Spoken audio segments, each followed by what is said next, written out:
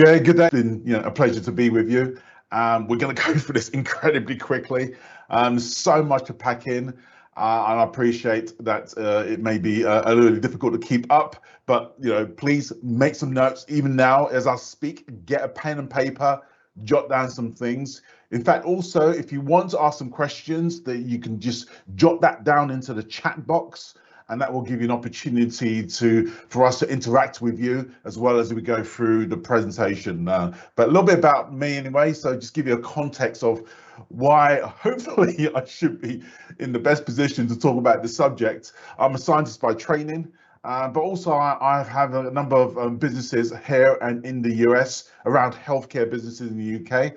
And over my career, I've been involved in creating 9 patents, and I think the important aspect to mention about patents is those patents are really there to move the business closer and to engage more with clients, and so they have real application. They're not sort of some hairy fairy patents. All the patents in that I've been involved with, I've been focused on terms of creating different ways in which customers can engage with the businesses that I've been involved with as well. So just give you a flavor of that as well. A little bit about me in terms of some of the things I do in my spare time. You may have seen maybe over here, a little sign here for basketball. I own a basketball club. And yes, I'm very proud about it, but I think for me, it's about how business can make a real difference to communities and to nations globally as well. And I think sometimes we do not understand the impact that we can have on building cohesive communities. And I'm just really delighted to be involved with Maidstone Warriors. It's now the largest basketball club in our region in the UK. It's been going for 20 odd years. And I have a fantastic team that allows me to travel around in my business, but also allows them to work on that club over a period of time and creating the next generation of leaders. Those who know sport in terms of not only in terms of just the skill elements, but we're providing leadership aspects to helping kids to be the people that they need to be, especially teenagers growing up into young men and young women. Oh, and also, I'll share a little bit about this a little later on, but over here you can probably see I've got the book here, our new book. I wrote it in the middle of the pandemic, and it's really just to help companies to really understand those principles of growing the business and be sustainable over a long period of time. So a little bit about me. Hopefully that gives you some idea of my background and hopefully the value I can bring to the presentation today. Like I said, so much to go through. We're going to be talking about the case for innovation in your business. I mean, it's obvious, but ultimately, it's really the game changer in the growth of businesses that we've seen and we can talk about as well. And then we'll look at some examples of innovation as well, and how those things have really demonstrated those companies, and from those who have not as well. And then we take a look at sort of the products and process innovation, and really understand that innovation is not about just creating new products. It's about how you can develop services and process improvements. All those things are maybe give you the opportunity to add value and be a demonstrable presence with your customers to allow you to have that additional value, and more importantly, take that additional market share for those opportunities. So like I said, it's an opportunity for you to look at not innovation from a product perspective, but think of it holistically from a service and process perspective. And then we'll look at the sort of operational manufacturing innovation elements. And then we'll look at intellectual property. And that's a whole umbrella term talking about patents, trademark, design, copywriting, that sort of stuff as well. And how, again, that can give you that additional value and an opportunity to be market leading in those areas within your business. And then we just touch on digital innovation and the means of how things have changed in terms of the understanding of data and understanding of how we can utilize data to really help us to give us a lead in the marketplace. And then talk about, at the same time, innovation collaborations. Not many of us have the monies to be able to do some real groundbreaking stuff. But you know what? If we ally ourselves with partners who can do that, potentially we can get a lead by doing it together rather than by doing it by ourselves. And no sales conference will go amiss without me giving you a special offer and giving you an opportunity to buy something of value. And hopefully the offer that we have, including the book, let me put the book again, including the book, will hopefully give you an opportunity to engage a little bit more and understand some of the principles that we've used practically to help companies to 10x their business. So lots to go through, and hopefully, like I said, get a pen and paper, put some questions down in the chat, just engage with us. We'd love to ensure that, you get as much value as you can from this presentation. And, I want to start with this, but not me talking, but somebody else who you probably know and appreciate, the late Steve Jobs. And he says this: innovation distinguishes between a leader and a follower. Let me say that again. Innovation distinguishes between a leader and a follower. So my question to you today is, what do you want to be? Do you want to be a leader or a follower? Because you can't be both. You have to be one or the other. And when you think about, how businesses really use innovation to grow, we take it for granted that the automotive sector constantly creates new models, new cars every year. Imagine if the Ford stayed with their Model T Ford, many years ago and still selling it today. They would be out of business. And it's just really, why do we take for granted that the products and services that we have needs to stay the same? And therefore, what I'm trying to say is that it's important to create this culture of innovation within the organization, which allows you to continually improve yourself, your products, your services, the way that you treat your customers and engage with your customers over a period of time, because that provides sustainability. If you don't change, you will die. And it's really, really important, a question to ask yourself: are you a leader? Even now, are you the leader or are you the follower? And it's an opportunity now to say, okay, let me change the game now for my business. I want to be the leader. So those are the things that I want to really impress on you as we go through the presentation as well. Some of the key things that we talk about when we talk to our clients about, engaging in innovation, it's certainly around these, what we call the 5W model that we really go through with our clients. And we started this one at the very top. You may sort of see it at the very top, and it says, as reviewing, why do you exist? What is the customer pain? And that's really important, because none of us in our business have a right to exist as a business. And I'll prove that to you in a little while, because ultimately, why do people come to you? Why do people buy from you? Clearly, because you meet a need, you meet a problem that somebody has, and they feel that you're the best person to help them to solve that problem. And that's why it's really important that you get close to your customers, because if that changes or somebody else provides a better solution to that customer need, before you know it, you're out the door and you don't have a business.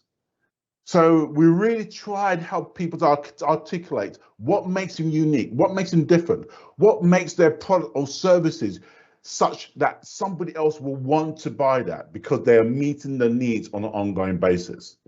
And once you've really able to define that, you have a business. You have something which is different and unique to the marketplace. And that allows you to take that and to package it up in what we call the value proposition. In other words, we articulate what makes us different, what gives us value to the client. And then we ensure that everything in our organization articulates why we are different, why we are unique. But most businesses don't do this. And you look at the final bit, They do not review the performance across the business and with their clients on a regular basis.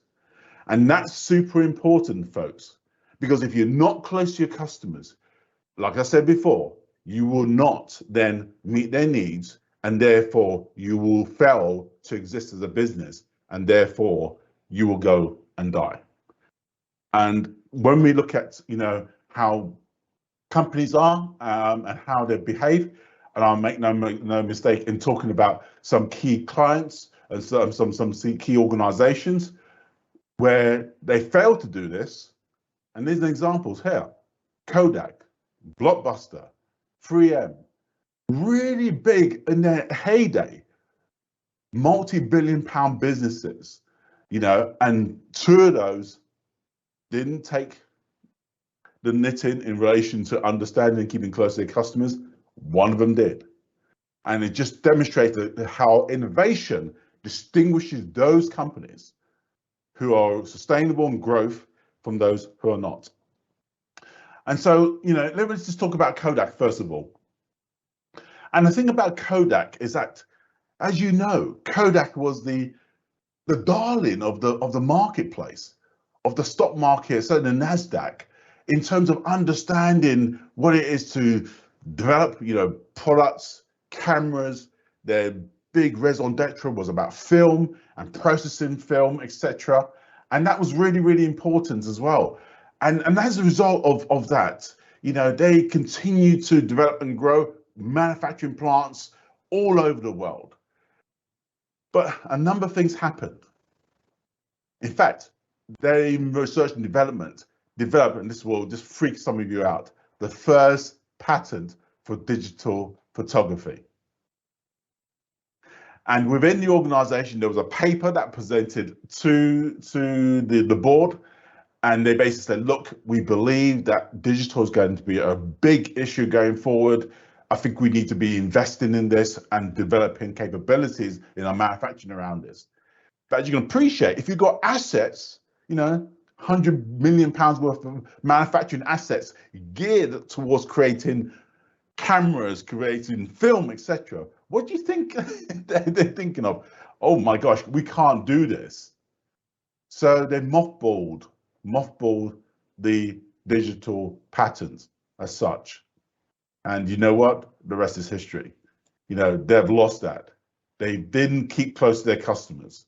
They were wedded to the strategy. And the thing about it, you can change your strategy. You can change it. And even though they did some pilot ideas, they didn't take it on board. And so, some key lessons here, folks. You got key lessons. Don't be wedded to the strategy. Pilot some ideas as well. Even Kodak did it, but they just didn't listen. And the rest is history going forward, and hubris, they thought that, this was going to continue to go on, they were able to do this. But, they failed to understand the trajectory and what was going to happen in the marketplace. And they lost their standing as a key player in that marketplace, even though they had the assets, the patent to be able to drive and to continue market share in that area as well. So again, massive lesson, how even somebody who is as innovative as Kodak can lose sight and, more importantly, cause demise of their business. The other aspect is Blockbuster, the infamous Blockbuster. And I think, there was some, as you all know, Netflix approached them and said, we're happy. We want to sell, we're struggling a little bit, but, happy to sell that for $50 million. The then CEO of Blockbuster, laughed and kicked him out of the room. And then, as you well know, what happened later. So again, it's about, sometimes again, you have such a strategy in your head that, this is our infrastructure is around, videos, CDs, games, etc. And had no concept that the infrastructure around streaming, about broadband development and infrastructure, could completely take the rug out of their the sale or the wind out their sails in relation to their business strategy and growth.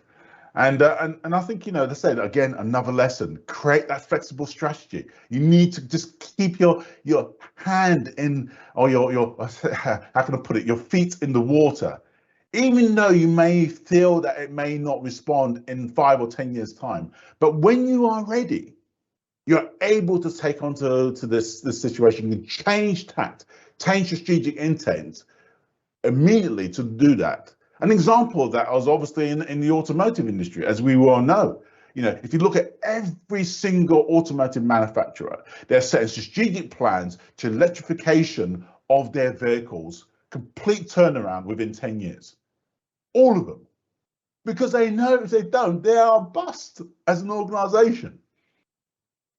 So, you know, even though they've got hundreds and hundreds of £1 million of assets that are going to be confined to the dustbin, people who are not engaged in understanding that technology have to retrain tens of thousands of people to be able to cope with the new ways of manufacturing, the new ways of doing business. But it's important that you have that dual element going on all the time. You're able to take the opportunity to move your business down as well, but at the same time, your new opportunities, new products, new services are gaining traction in this element. So in the lessons here, don't feel that, you know, you're the only kid in town who's able to provide that service. Somebody else can kick your butt at any time. That's really important. And sometimes we want to knock our competitors while we're focusing our time on our competitors and have that flexible strategy going forward. The third organization which had the culture inbuilt is 3M. And we talked about, you know, how, you know, 3M has been exemplar in creating a company that spans so many markets of innovations. They're so ahead of their time, from adhesives for commercial application, sticky Scotch tape, as you well know, post-it notes, respiratory products in medical applications, military technologies, unbreakable ad displays, and as we know in COVID, N95 masks. Remember the N95 masks debacle that we've been having globally to protect against COVID. They have continuously demonstrated the power of innovation to create business success and growth. And you know what? Even though sometimes, you know, that we sometimes don't appreciate, but like I said before, those companies that have innovation, their margins typically are 30% higher than their competitors. And as you can see with the 3M example here, innovation margins have been an average 51% over 20 years.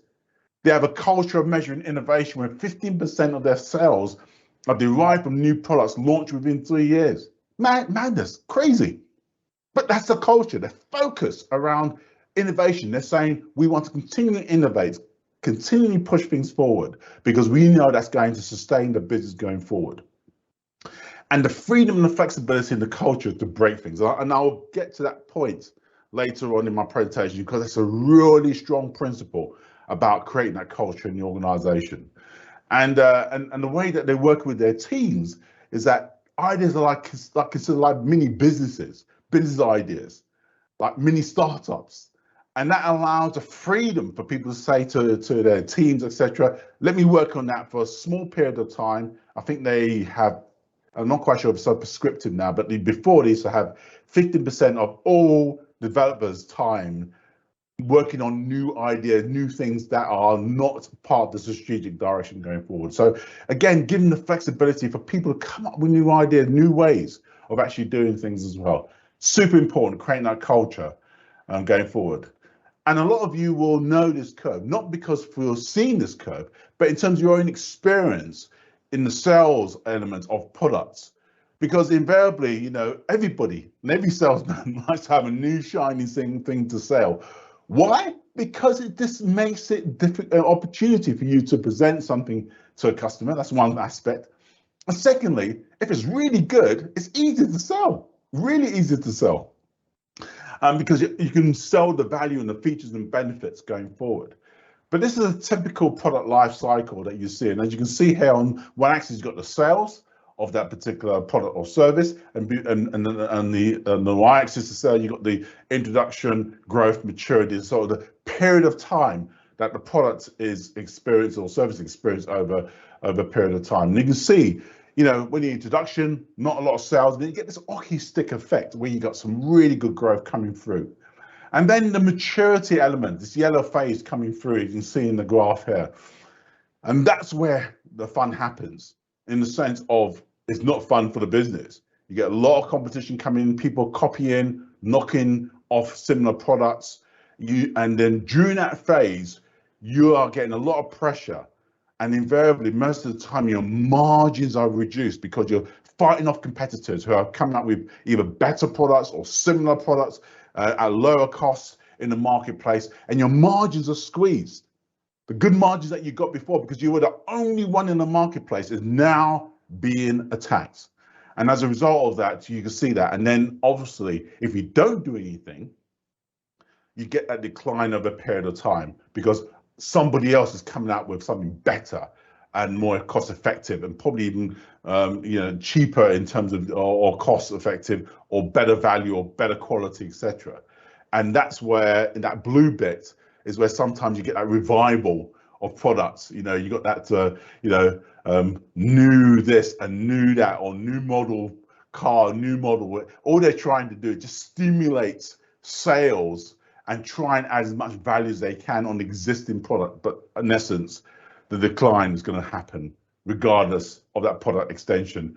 But over time, it will, again, that product extension will decline over a period of time. And so again, it just shows how it's so important to have innovation as a culture, because what you need to be doing, you need to superimpose the new product coming up, so that when that maturity starts happening, your new product comes through. Or that product extension could be defined as a new product. That new product takes on and continues the growth of that product over a period of time. And you've got this constant development of new products over a period of time. And if I still haven't convinced you about the power of innovation, you need to look at this slide. You need to look at this slide, right? Because each of the big 4 technology companies, they fear innovation. They fear those who are coming up with something better than them. They fear it. And if you look at the amount of acquisitions that the big 4 4 technology companies have done, in other words, they are buying up businesses, not only either A, to add to their existing capability, or to shut them down. You think, well, why would they do that? Well, like I said, it's similar to the Kodak scenario. They want to, they think in their head strategically that if they buy that particular activity or technology, then it won't threaten their existing technology, or they can integrate their technology into the business. And look at Google, 241 acquisitions. Combined, those top 4 companies, 530 acquisitions between them. So if there's anything about the power of innovation, it's that. And if you certainly want to sell your company, that's a great way to do it. Make it such that it makes it different or better than the existing big companies, because likely they're going to come and want to buy you out. So coming back to this culture of breaking things. You see, innovation is not about just creating a new product. It's about anything that is new to the customer to enhance their experience. And examples including replacing business processes, you know, those processes that are aligned to the customer. It's no point putting an expensive system, and many people do that, putting a new Salesforce system, a new ERP system, and they find that the customer can't interact with the business. They can't finance stuff, or they can't invoice things, or whatever it is. You've got to create processes and systems that are focused on enhancing the customer experience of your business. I cannot make it any plain anymore. And if that's not your business, then you know you need to get it right, because other people may be doing it better than you. And you see, ultimately, you know, as you can see here on the slide here, you know, by adding value to existing products or services, you differentiate yourself from your competitors. And also, you may, as Elon Musk has done with Tesla, he's foreseen the environmental issues because of what was happening in California, the need for electrification, creation of vehicles, the rest is history. And now that's now translated globally. And with the business now, you probably heard it recently, valued at $1 trillion. I mean, that's madness. They only sell 1% of cars globally, 1%.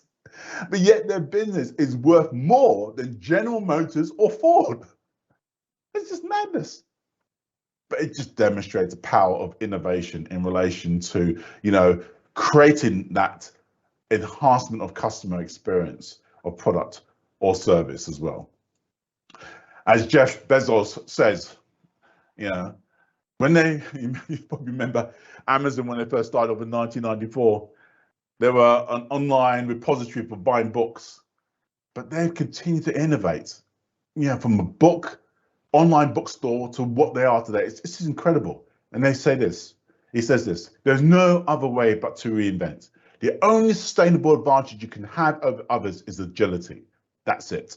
Because nothing else is sustainable. Everything else you create, someone else will replicate. It's very true. Someone else will replicate.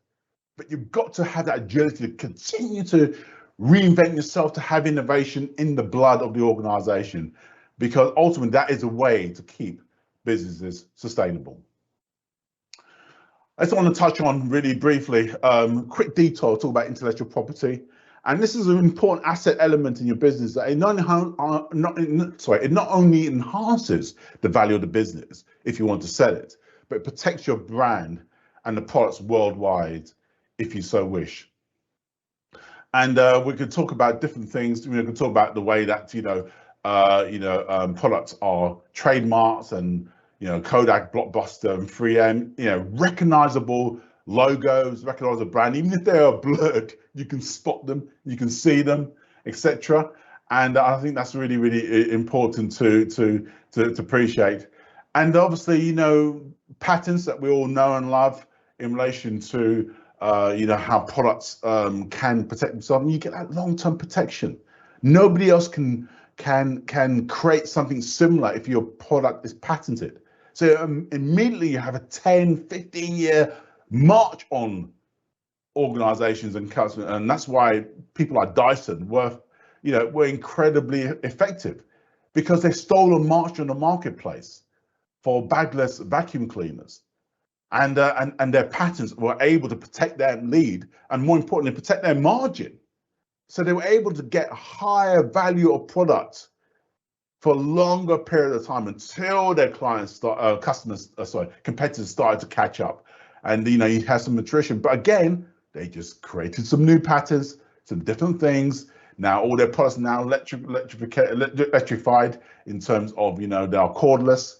And all those sorts of things that they're developing, or taking their technology to washroom facilities, industrial facilities, hair drying facilities, that range extension, using the basic core technology and the patents to operate around different verticals as they move forward as well. So I just want to take a break in the sense of wanting you to take a moment just to reflect on lots of things that we've talked about, and we've still got some 15 minutes to go, but I want you to ask yourself these questions as before we go into the next phases, and take time to identify the areas of your business that could do with innovating. And clearly, think about patents, think about obviously copyright, think about trademarks as well. But think about it's not about products as well. What about the services? What about the way that you do things? Can you do things better with those customers? Can you invoice them better? I spoke to one client and they were having problems getting their money collected effectively. I said to them, why don't you send a different envelope with a red letter in the envelope with your invoice? Oh, what are you talking about? Because when they open it, what's going to stand out on their desk? The red letter. So ultimately, it's just being a bit more creative. That's all about innovation as well. And then once you've made that list of those things that you think need innovating. You can do that now as well, or little bit later when we finish the presentation. Prioritize what will give you the biggest return if addressed. And that's really important, because ultimately it's the investment. It is an investment. It's an investment of time, an investment of money and resources. You know, you've got to use that wisely. You've only got certain limited amount of things to do. And then create that draft plan to innovate the product, service or process going forward as well. Okay, again, put some stuff in the chat. Lovely to answer any questions that you have about some of the things that we talked about in the presentation so far. So let's talk to the final section that we want to talk about. Is about digital innovation. And I just want to talk about, again, the importance of digital innovation and the means of maintaining our focus on customers and on their need as well, because business has changed rapidly. 20 years ago, clearly, Amazon was in its infancy. Dial-up was the rave with its squeaky sounds when you tried, and Zoom was in the idea of a nappy of a Californian, you know, teenager. But today, the internet and the Internet of Things is a well-worn term. We have AI, we have Zoom, we have the dominance of Amazon gobbling up everything around it, and which has obviously led to a crisis in our offline retail high streets around the world. So the lesson is if you do not adapt, you do not innovate, you will die or potentially die as a business going forward as well. And I think the important aspect as well is the power of data. You know, without exception, data is the latest currency of business.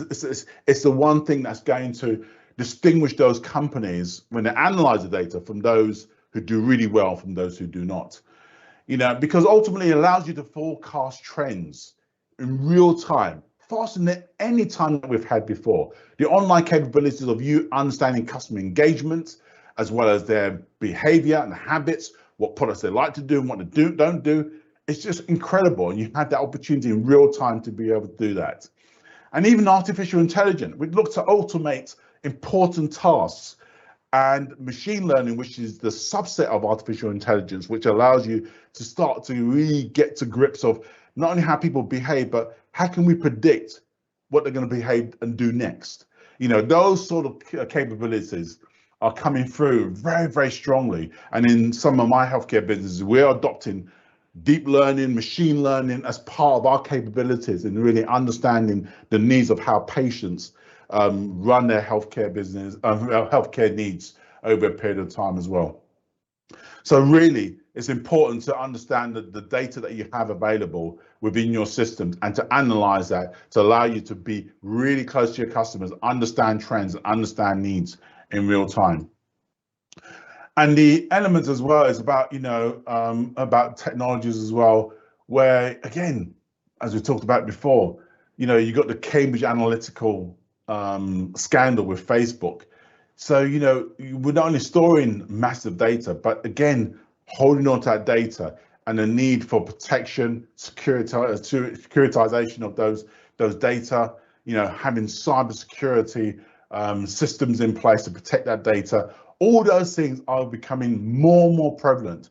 And, you know, we've seen a lot of the so-called, you know, hacks, ransomware type, you know, attacks, dark web infiltration to, you know, our businesses, you know, on an ongoing basis. And I have clients left, right and center have been spending hundreds of thousands of dollars on correcting things that have been hacked into and their data being exposed to outside sources as well. So, you know, it's really, really tough, you know, for us as businesses, but we've got to be constant about it because more and more people realize that having data is really, really valuable. Keeping track of our businesses in real time is super important. And if anybody attacks that, the whole system fails. And more importantly, our business potentially has a point of failure and could fail catastrophically as well.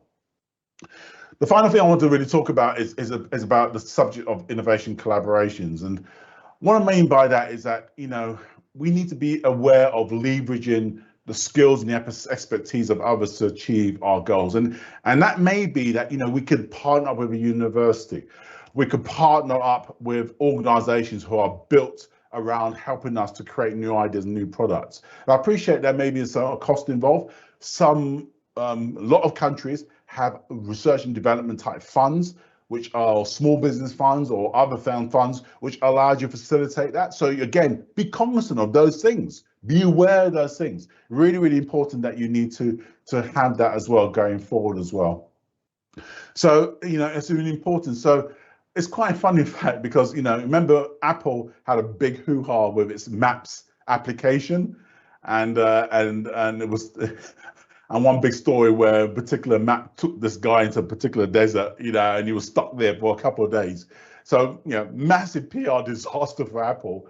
But, they swallowed their pride, and they hooked up with Google to ensure that they were able to, have their products integrated within Apple. Massive competitors, of course, but they ensured that the agreements allowed them to be able to do that because they realized, they can have that bum fight with Google all the time about competitors, but if their customers are suffering over here and somebody else has got a better product, you know what? Swallow your pride, get the better product, and ensure that your customers maintain and stay with you rather than going to Google. And so, it's that really good strategic thinking that they were able to embrace going forward as well. So collaboration, universities, or with competitors, it's really important as well going forward. I just want to share, again, a true case study as well. I was working on the board of a company, Petrotechnic. They got bought out by Franklin Fuels. Soon after, we created a sea-changing innovation in the organization. 6 patents were created, and it just meant that, as a small organization at the time, the next question was, well, how can we bring these patents into commercialized and the commercialized environment? And so we worked very closely with one of the suppliers that was supplying products for us. And these guys, a £2 billion operation, way, way, way bigger, 100 times bigger than Petrotechnic. But because we had the patent, because they saw that our patent was going to be a groundbreaker for the marketplace, we were able to have that leverage, even though we're a small organization, to be able to work with them and say, okay, under license, let's develop this product, let's ensure, and then obviously knowing they would know that because of our patent protection, they would have a big long tenure in relation to that product into other markets as well. And as a result of that, we were able to develop a new range and with them, and the rest is history. The business exploded 5 times. The business got bought out by Franklin Fuels sort of 5 or 6 years later. So it demonstrates that, even if you have a small idea, don't think it's insignificant. It could be the game changer that catapults your business from what you are today to where you really, really want to go.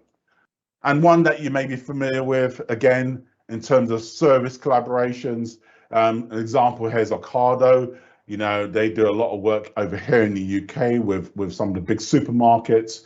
And again, same principles.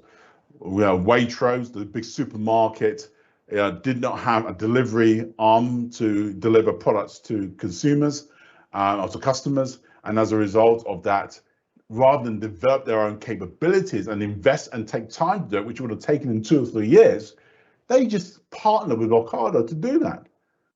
And very efficient, and the rest is history for them and that going forward as well. So I appreciate at the same time, you've got to make sure the culture fits, the values fit.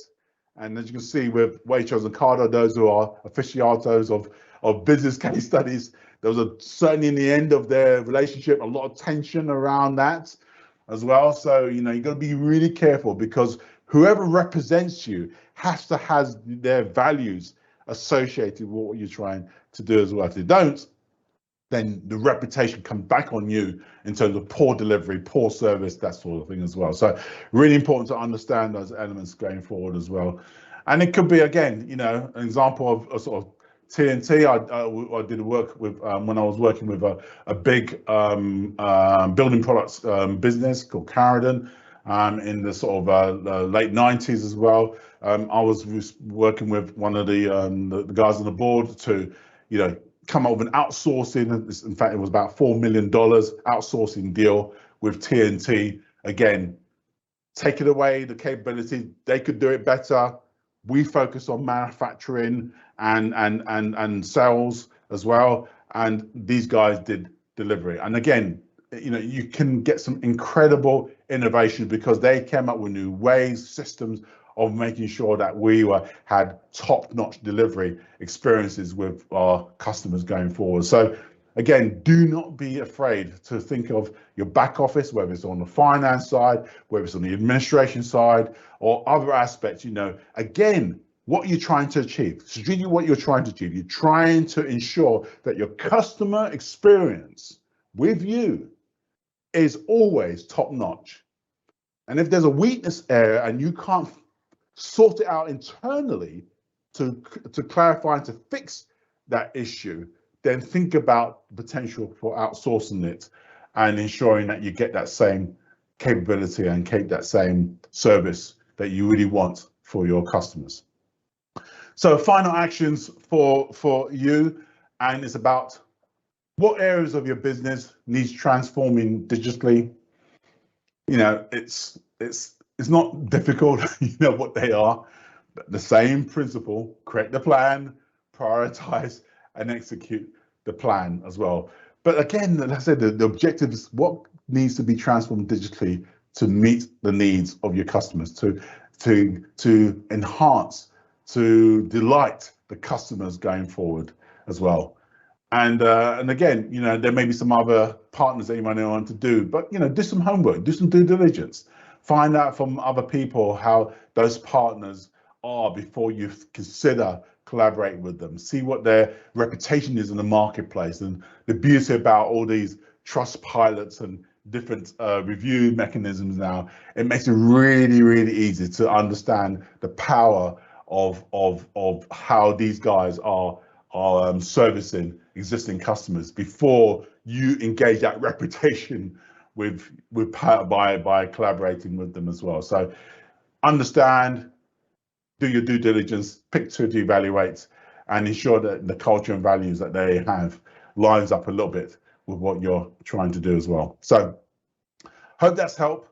If you want to know more clearly, we have a number of products and assets that we can do for you, and I just want to go through that if you don't mind. There's a few minutes as well, because it wouldn't be a sales conference if I give you the opportunity to have some of these things available to help you in growing your business. So on the top there, we have the 10 Commandments of Business Growth book. Like I said, we had that.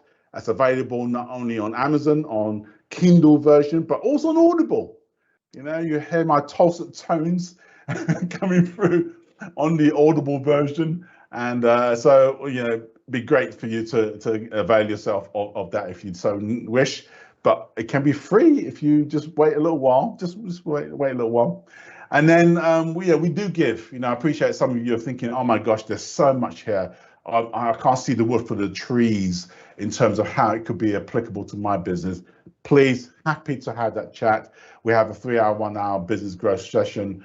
And then on those who really have the opportunity to take the time, listen in the car, look on video, we have an online business growth strategy and execution course. And I want to share that with you as well, because I think that could be really valuable about it. So again, the new book, as we said, that's available for you, 10 Commandments of Business Growth. We have the 3-1-hour business coaching session, as you see here. And the online course, the Business Growth Strategy and Execution course. And you know what? For you lovely people, there's a 10% discount today. So I just want to share what that looks like in terms of cost and value, because ultimately, if you go to the website and you get it for as it is without the discount, it's going to cost you just over $2,300. Our coaching, typically, we were charging clients over $4,000, $5,000 for these experiences because they know, they see the benefit of it. And obviously, if you go to the Amazon site, you can get the books or the Kindle version, whatever, for less than $18 as well. But we want to give you all that with the discount, over $6,500 worth of products that are going to really enhance your business for just over $2,000 as well. And you think, well, yeah, that's a lot of money as well. But hey, it's about the investment, guys. Where do you want to see your business? If I said to you, I was going to give you $2,000, and after that, your business will grow 50-fold on the back of that, you'll be biting my hand off for that. So again, we need to change our thinking in relation to investment and return as well, and that's the important thing. And give you an example, real people. You can look these guys up, and they've worked with us, and they've certainly, Andy has seen massive difference. Their business, when we got involved with them, was around $2 million. It is now $15 million over that period of time. And it's just again, just helping people to really see the wood from the trees. We're not telling people how to run their business. That's really important. But we're helping to facilitate the thinking around it, to identify the opportunities, the golden nuggets in people's businesses that allows them to grow their business successfully going forward. And Dan has another company in his business, Creation, incredible. With a product that is groundbreaking. Nobody else in the market has it. Again, that's a power of innovation, to really just package something that nobody else has in the marketplace, and that's enabled them to be the top organization, and they have the top 10 farmers as customers. That's incredible. All the pharmaceutical companies, top 10 pharmaceutical companies are clients of these guys as well. So it just demonstrates that, you put in innovation practices, those things in place, the opportunities for growth is just exponential as well. So as I said to you before, we would love to offer you this with your discount as well, 10% discount for $2,000. That includes your online course, it includes your free session, and it includes the book. Now, all that stuff is for free within this $2,100 type activity. But you know what? I appreciate, things are, sometimes difficult for a few of you, and I want to make it easy for you to take, get the benefit of this offer. So again, happy again to do, $4,450 over the 5 months as a means of just smoothing out your cash flow over that period of time as well. And there's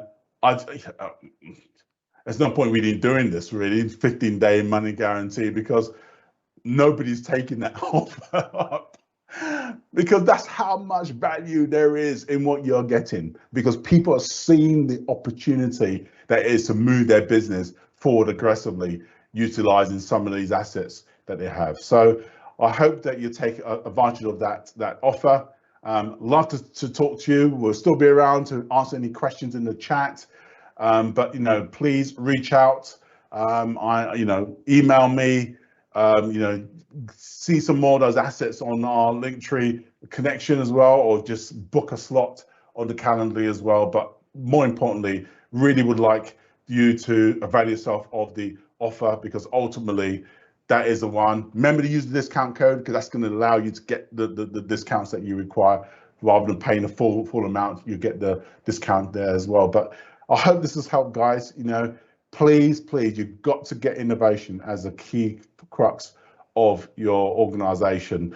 And I hope that this little presentation has stimulated your thinking around that. Thank you very much.